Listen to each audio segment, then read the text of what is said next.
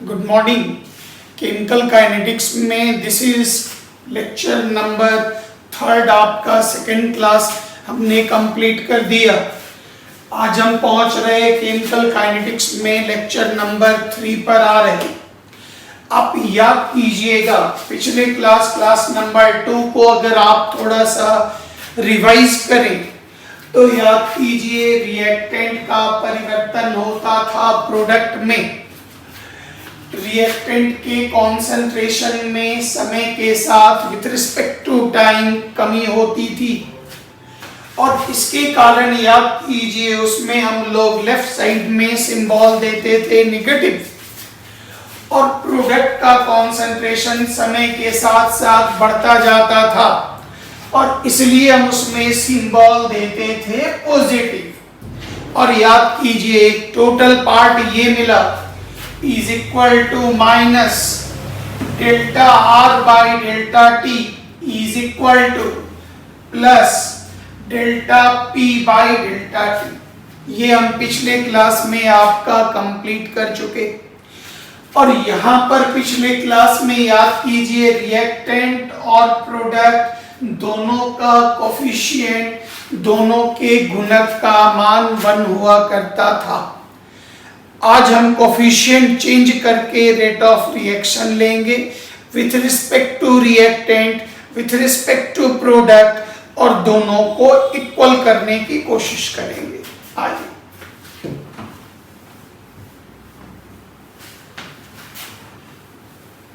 आज का main target वही है रेट ऑफ रिएक्शन, लेकिन यहां पर ये होगा जो रिएक्टेंट का और प्रोडक्ट का कोफिशिएंट आज हम आपको अलग अलग करके दे रहे हैं। तो इसमें आप रेट ऑफ रिएक्शन समझने की कोशिश करें। गौर करिए एक हेडिंग हो गया फॉर्मेशन ऑफ अमोनिया, अमोनिया का निर्माण। तो गौर करें 1 mole nitrogen 3 moles hydrogen react करने के बाद बना 2 मोल अमोनिया। यहां पर फिजिकल स्टेट गैस नहीं लिख रहे, वैसे ये लिखा जाता है जैसे ये G हो गया G हो गया G हो गया, लेकिन वो हम यहाँ नहीं लिखकर इसको सिंप्लीफाई करके काम करते जा रहे हैं। रिएक्शंस में फिजिकल स्टेट लिखा जाता। तो ध्यान दीजिएगा जरा इस हिस्से पर गौर करें। इन दोनों को आप नाम देंगे रिएक्टेंट और याद करें इस हिस्से का नाम होगा प्रोडक्ट। अब आप यहां पर पूरी बात समझेंगे क्योंकि सबसे इंपॉर्टेंट पॉइंट यही है। मान लेते हैं इनिशियल कॉन्सेंट्रेशन, इनिशियल नाइट्रोजन का इनिशियल कॉन्सेंट्रेशन है स्मॉल a, मतलब कितना मोल 1 लीटर में डिसॉल्व किया गया। हाइड्रोजन का इनिशियल कॉन्सेंट्रेशन है b और अमोनिया का initial concentration is equal to 0। Ammonia का initial concentration is equal to 0। आगे बढ़े समय के साथ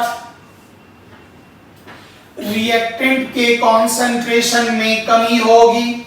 लेक्चर नंबर 2 इस हाइड्रोजन के कॉन्सेंट्रेशन में भी डिक्रीज होगा सिंबल माइनस और अमोनिया के कॉन्सेंट्रेशन में प्रोडक्ट के कॉन्सेंट्रेशन में इंक्रीज होगा सिंबल प्लस। इसको ऐसे समझ लीजिए जो टैंक का पानी घटता जाएगा और नीचे जो बकेट बाल्टी रखी गई उसका पानी बढ़ता जाएगा, परंतु कोफिशिएंट अलग अलग होने का मतलब हो गया जो इसमें घटने का दर और जो बनने का दर है वो अलग अलग होगा। पॉइंट को ऐसे क्लियर करें।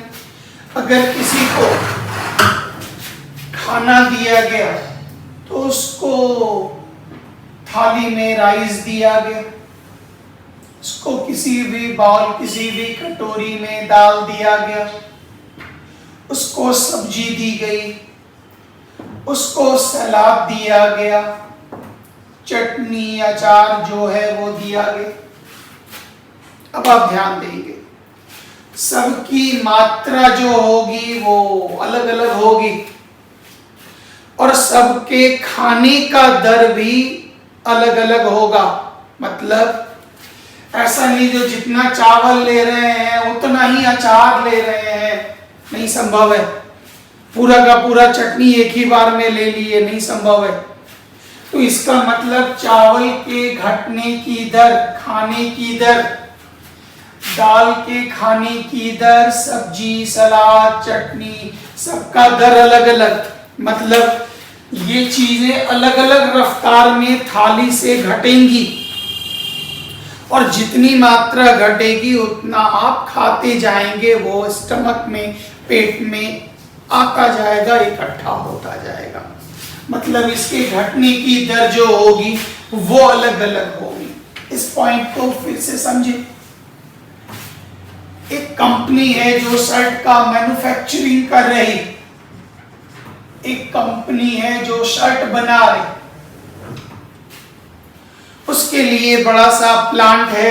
एक प्लांट में, एक चेंबर में, एक बड़े जगह पर कपड़ा रखा हुआ है, कपड़ा का पूरा गांठ रखा हुआ, बंडल रखा हुआ।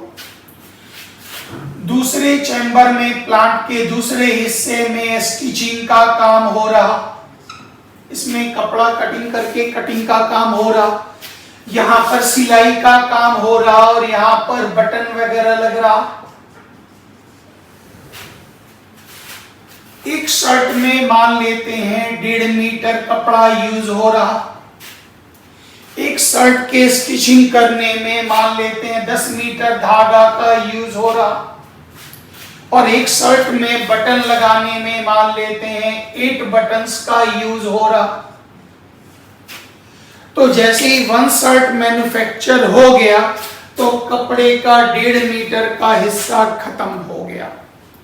उस 1.5 मीटर कपड़े का हिस्सा माइनस हुआ और एक शर्ट स्टिचिंग में 10 मीटर बंडल धागा में से 10 मीटर धागा और पूरा पैकेट जो बटन का है उसमें से 8 बटन आपका गायब हो गया। फिर अगला मैन्युफैक्चरिंग शर्ट का हो रहा, याद कीजिए, फिर 1.5 मीटर घटेगा, फिर 1.5 मीटर फिर घटेगा और हर बार ये 10 मीटर धागा से एक शर्ट बनेगा, 10 मीटर धागा घटेगा और बटन भी 8 की संख्या में बटन भी डिक्रीज होता जाएगा। इसका मतलब हो गया सबके घटने की दर अलग अलग और इतना घटने के बाद जाके एक शर्ट आपका रेडी होता। तो यहां पर याद रखिएगा, आज का जो टारगेट है वो सबका रेट अलग अलग है। कल का टारगेट था सबका 1 था क्योंकि कोफिशिएंट का मान 1 था। आज कोफिशिएंट का मान अलग अलग। अब जरा इस हिस्से को आप देखें, समझिएगा पूरा ध्यान से। केमिस्ट्री में कोई भी विद्यार्थी वीडियो को पॉज करके नोट नहीं किया करेगा। केमिस्ट्री में लिखना ही नहीं है आपको। केमिस्ट्री में जो हम पीडीएफ आपको भेज कर देंगे, जो प्रैक्टिस सेट देंगे वो बनाना है, न कि आप इसको कॉपी में उतारेंगे। ये सारी बातें हैं हमारे पास, इसलिए आप इसको ध्यान से देखें। इसका कोफिशिएंट 1 है तो याद रखिएगा 1 मोल डिक्रीज करेगा। ये रिएक्टेंट है, कोफिशिएंट 3 है, 3 मोल डिक्रीज करेगा और इसका कोफिशिएंट 2 है, 2 मोल इंक्रीज करेगा। बस यही चीज आपको जानना है। जितना कोफिशिएंट होगा रिएक्टेंट उतना डिक्रीज करेगा, जितना गुणक होगा उतना डिक्रीज करेगा और जितना प्रोडक्ट प्रतिफल का कोफिशिएंट होगा उतना प्रोडक्ट इंक्रीज करेगा। तो याद कीजिए ये कितना बचा, a-1, ये अब कितना बचा, b-3 और ये कितना बना = +2।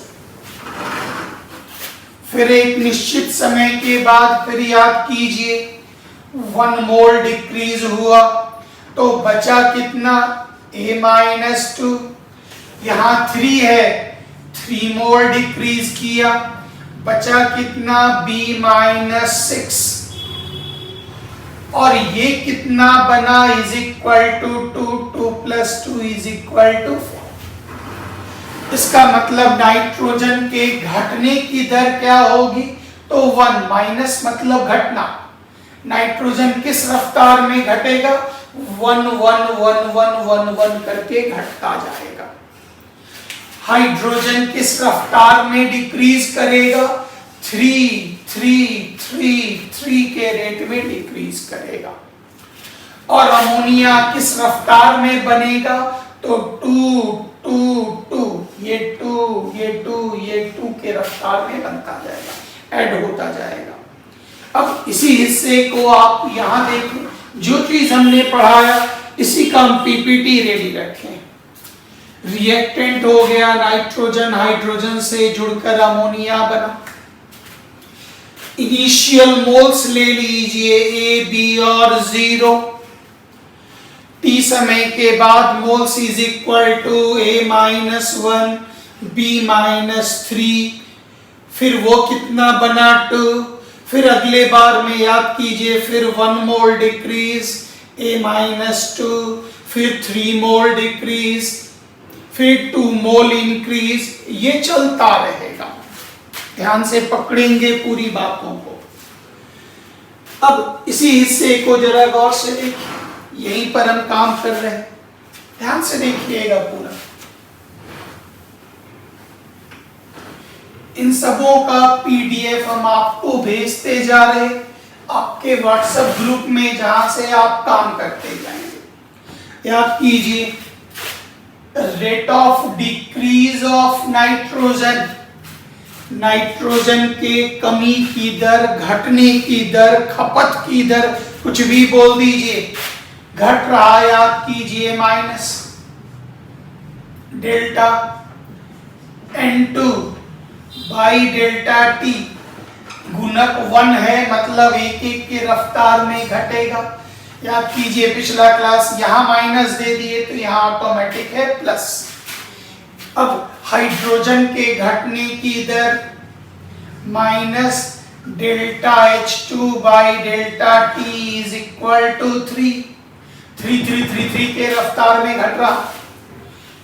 Product plus delta NH3 by delta T, बनने की दर कितनी, इज इक्वल टू 2। अब किसी से पूछा गया रेट ऑफ रिएक्शन बताओ, तो एक बच्चा बोल दिया सर 1, एक बोल दिया 3, एक बोल दिया 2। टीचर फिर गुस्साए, बोले हम आपसे पूछ रहे रेट ऑफ रिएक्शन बताइए। बोला सर 1, 3, 2, सब तरह का आंसर। तो यहां पर पूछा गया तुम 1 क्यों बोले, बोला सर हम नाइट्रोजन के सापेक्ष में नाइट्रोजन को देखकर रेट बता रहे। इनसे पूछा गया आपका आंसर, महाशय एक ही क्वेश्चन, रेट ऑफ रिएक्शन आपसे पूछ रहे, आपका आंसर 3 क्यों आ गया। सर हम हाइड्रोजन के रिस्पेक्ट में सोच लिए, इसलिए मेरा आंसर 3 आ गया। इनसे पूछा गया आपका आंसर 2 क्यों आया, बोला सर हम रेट को प्रोडक्ट के रिस्पेक्ट में सोच लिए, इसलिए मेरा आंसर 2 आया। सवाल एक, रेट ऑफ रिएक्शन कितना, तो 3 वैरायटी का जवाब मिल गया। इसको सुधारने के लिए वैज्ञानिकों ने क्या किया, उनके प्रयास को जरा आप देखें। बोले आपका आंसर 1 इसलिए आ रहा क्योंकि इसका कोफिशिएंट, इसका गुणक 1। इसका आंसर 3 इसलिए आ रहा क्योंकि इसका कोफिशिएंट 3, इसका कोफिशिएंट 2 है, इसलिए इनका रेट कितना आ रहा। वैज्ञानिकों ने क्या किया, कोफिशिएंट से डिवाइड किया। क्यों, ताकि रेट सबका बराबर हो जाए, और उसी से हम रेट ऑफ रिएक्शन की परिभाषा दे सकते। तो यहां गुणक 1 था, दोनों तरफ 1 से डिवाइड किया गया, बाई 1 बाई 1 डिवाइड किया गया। यहां गुणक 3 था, 3 से डिवाइड किया गया, बाई 3 1 डाल दीजिए। फिर यहां कोफिशिएंट 2 था, 2 से डिवाइड किया गया, यहां भी 1 तो रहेगा ही रहेगा, तो 2 से डिवाइड कर दीजिए। अब ये रेट कितना आया 1, ये रेट कितना आया 1, ये रेट कितना आया 1। इसका मतलब जब कभी भी रिएक्शन का कोफिशिएंट, रिएक्शन का गुणक अलग अलग हो, रिएक्शन का गुणक अलग अलग हो, तो याद रखिएगा उसके कोफिशिएंट से भाग दे देने के बाद दोनों तरफ रेट ऑफ रिएक्शन आपका क्या हो जाता, बराबर हो जाता। आइए जरा नाइट्रोजन के कमी की दर समझ में आ रहा होगा। हाइड्रोजन के कमी की दर, डिक्रीज की दर इज इक्वल टू 3 और अमोनिया के निर्माण की वृद्धि की दर इज इक्वल टू 2। समझ पा रहे होंगे। अब गौर करिए, जिस सिलेंडर में आपने नाइट्रोजन लिया वो घट रहा, 1 1 1 1 1 1 करके धीरे धीरे घट रहा। जिस सिलेंडर में आपने हाइड्रोजन लिया वो एक बार में 3 फिर 3 फिर 3 फिर 3, मतलब ये 1 1 करके घट रहा, ये 3 3 करके घट रहा। और जिस बर्तन में अमोनिया बन रहा वो एक बार में 2 2 2 2 2 करके बनता जा रहा। एग्जाम्पल है, इस सब का डीपीटी रेडी है। व्हाट्सएप ग्रुप में आप जाएंगे, व्हाट्सएप ग्रुप भैया बनाते जा रहे, वहां से आप पूरा चीज रेडी कर लीजिएगा। ये हुआ पढ़ाने वाला नोट्स। इसके बाद हम आपको देंगे क्वेश्चन आंसर नोट्स। इसमें क्या पूछेगा, कैसे जवाब देना है, क्या करना है, वो इसका नोट्स, फिर एक क्वेश्चन बैंक, फिर एक रिवीजन, तब जा करके पेपर मजबूत होता है। इतना मेहनत के बाद। आइए, अब चूंकि इसका गुणक 1 है तो इक्वेशन 1 जिसमें नाइट्रोजन था 1 से भाग दे दिए, तो गौर करिए 1/1 इज इक्वल टू 1, लैंग्वेज लिखा हुआ। फिर इक्वेशन 2 में याद कीजिए, इसको 3 से डिवाइड किए। इक्वेशन 3 को 2 से डिवाइड किए। अब याद कीजिए सबका दर आपस में क्या हो गया, इक्वल हो गया। तो सबका रेट इक्वल हो गया, तो अब ये लिखा जाएगा, ध्यान दीजिएगा, rate of reaction is equal to, यहां इस इक्वेशन के लिए लिख रहे हैं N2 3H2 2NH3।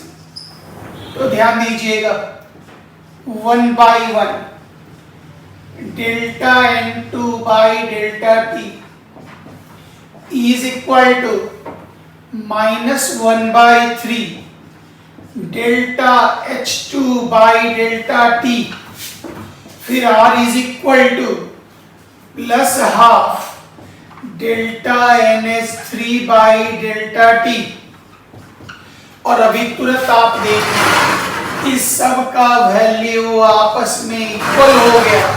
इसका मतलब ये पूरा बराबर हो गया, मतलब आपका फॉर्मूला निकला R is equal to -1/1 delta N2 by delta T -1/3 delta H2 by delta T is equal to plus half delta NH3 by delta T।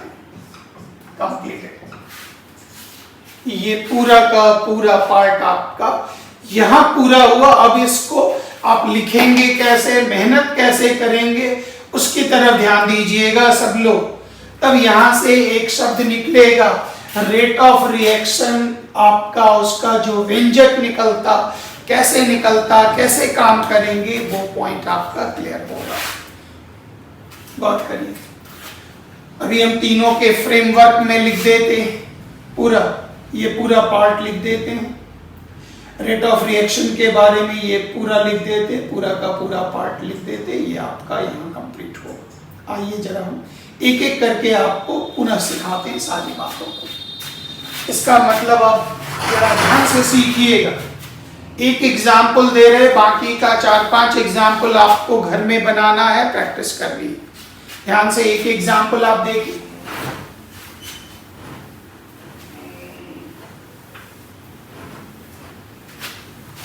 इसी रिएक्शन को हम लेकर काम कर रहे हैं, अमोनिया वाला एग्जाम्पल। उसके बाद एक एग्जाम्पल और भी ले लेंगे, ध्यान दीजिएगा, वेरी इंपॉर्टेंट। 1 मोल नाइट्रोजन, 3 मोल हाइड्रोजन जुड़कर बनाया 2 मोल अमोनिया।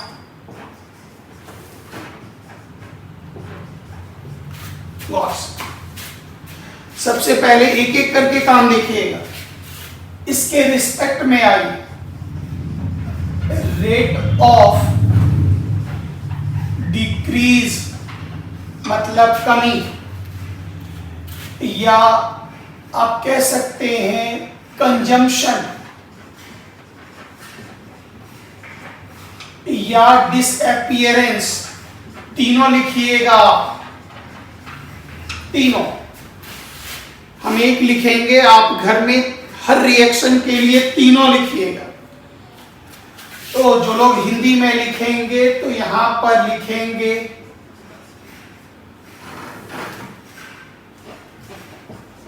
ऑफ नाइट्रोजन, हमको लिखने दीजिए जरा।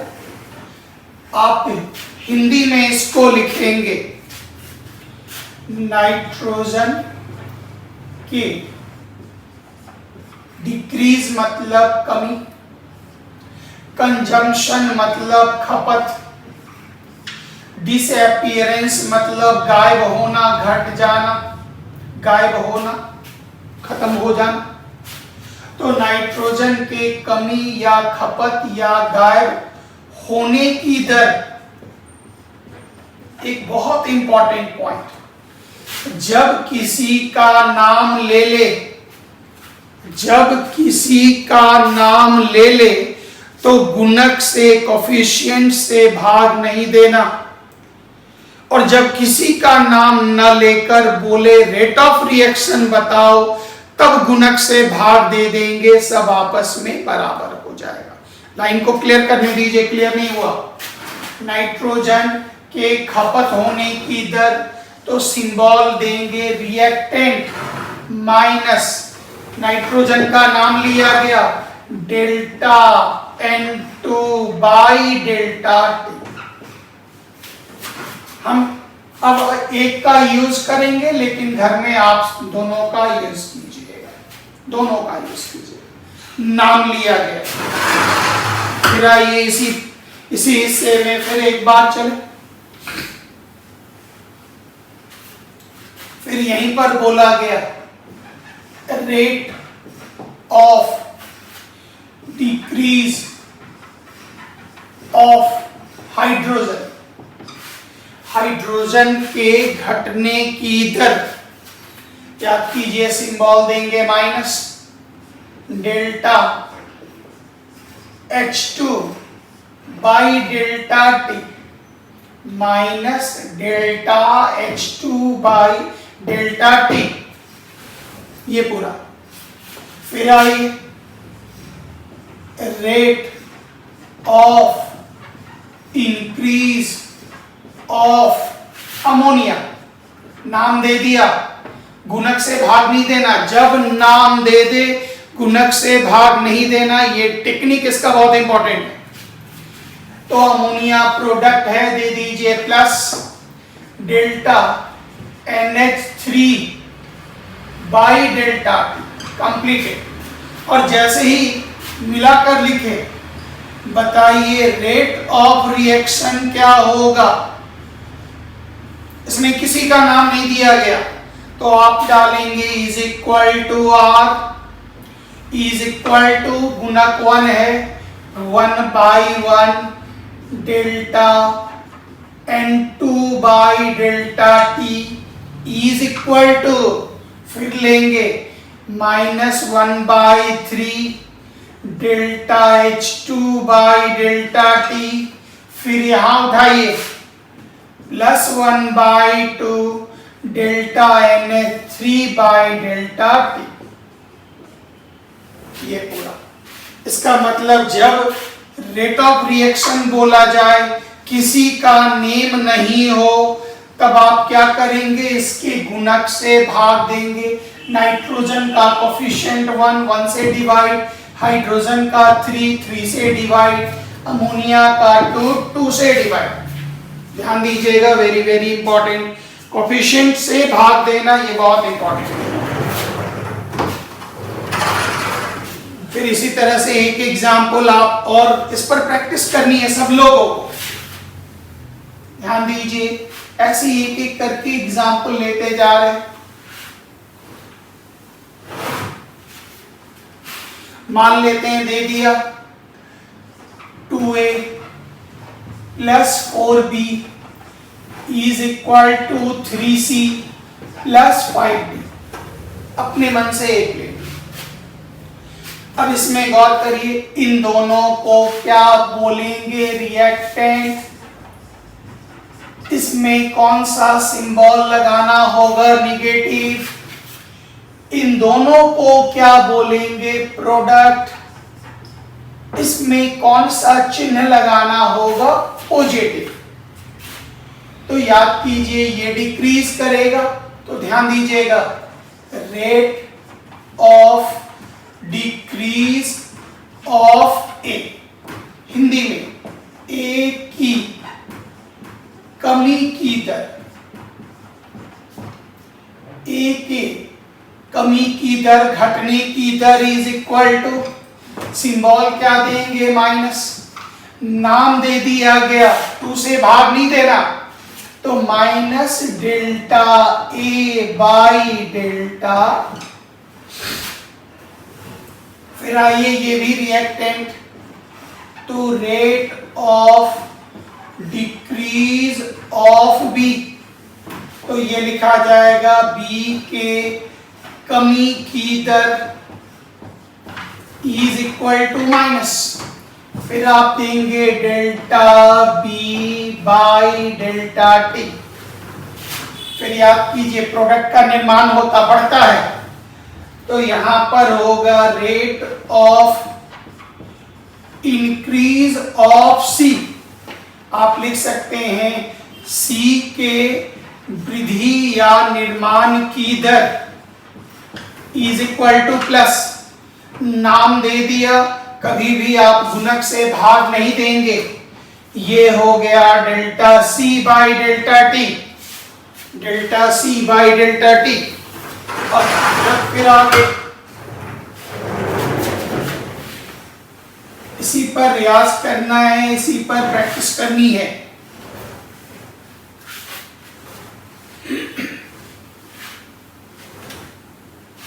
अब आप इस जगह पर आइए, सी का हमने ले लिया, डी पर चले, प्रोडक्ट है बढ़ेगा, तो ये हो गया rate of increase of D. Increase के जगह फॉर्मेशन भी दे सकते हैं, निर्माण। बस खाली नाम देखना है, नाम जहां हुआ तो आप गुणक से भाग नहीं देंगे, तो प्रोडक्ट में कौन सा चिन्ह लगेगा, प्लस। ये हुआ delta D by delta T. अब इसका अंतिम फॉर्मेट आपसे पूछा जा रहा, rate of reaction is equal to R, किसी का नाम नहीं दिया, अब एक एक करके शुरू करें, गुणक से भाग दे, is equal to minus half delta A by delta T is equal to plus 1/4, सब आपस में बराबर, delta B by delta T. फिर सॉरी, ये माइनस बी है ना, ये रिएक्टेंट है, रिएक्टेंट में माइनस, फिर उधर चलिए, plus 1/3 delta C by delta T plus 1/5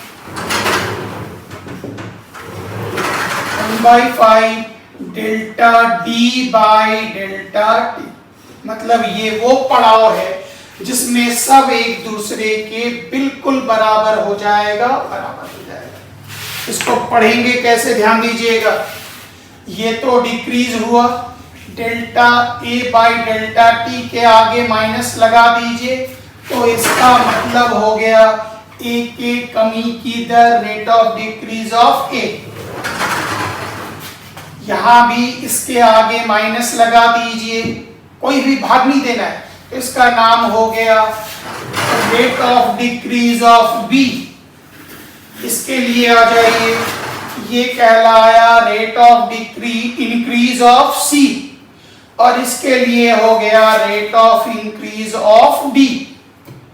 अब यहां पर हो गया, अगर उसको कोफिशिएंट से भाग दे देंगे तो पता है उसे क्या नाम देंगे, नाम देंगे रेट ऑफ रिएक्शन। इसको मजबूत कर लीजिएगा, क्यों? क्योंकि हम यहीं पर आपको पहले न्यूमेरिकल देंगे। शुरुआत कर रहे पहले यहीं पर डायरेक्ट न्यूमेरिकल से शुरू कर रहे, और उसके बाद हम काम करते जा रहे। तो जरा इस जगह पर बैक चलिए जरा। रेट ऑफ डिसअपीयरेंस, गायब होना, या डिक्रीज घटना, या कंजम्पशन खपत, विलोपन जो भी कर दीजिए, इसकी दर क्या होगी? तो गौर करिएगा, ये रिएक्टेंट दे दिया तो माइनस डेल्टा रिएक्टेंट की सांद्रता बाय डेल्टा टी, प्रतिकारक की सांद्रता में परिवर्तन बटा समय अंतराल। नाम दे दे तो गुणक से भाग नहीं देना है। फिर आगे आए, रेट ऑफ अपीयरेंस इंक्रीज और फॉर्मेशन ऑफ प्रोडक्ट, किसी का नाम दे देगा, तो यहां पर संकेत में थोड़ा सा सुधार कर दें, ये प्लस होगा। ये चीज आपका यहां से डिलीट कर दीजिए, ये आपका प्लस होगा, कुछ नहीं लिखिएगा, ऑटोमेटिक है प्लस, क्योंकि वो रिएक्टेंट में सिर्फ माइनस होता, प्रोडक्ट में प्लस हो जाता। प्लस लिख भी दें ताकि और आपको कंफर्म रहे। अब ध्यान दीजिएगा, अगर रेट ऑफ रिएक्शन बोल रहा, किसी का नाम नहीं बोल रहा, तो प्रतिकारक की सांद्रता में परिवर्तन टाइम समय अंतराल गुणक से भाग दीजिए, माइनस लगाइए, रिएक्टेंट में माइनस, मतलब change in concentration of reactant by time interval -1 bye coefficient, इसका कोफिशिएंट, उसको क्या बोलेंगे? Rate of reaction. और अगर प्रोडक्ट में जाएंगे तो ऑटोमेटिक है, यहां ठीक है, खाली इसको चेंज कर, इसको चेंज कर लीजिए ताकि ये प्रोडक्ट वाला पार्ट आपका रिमूव हो जाए।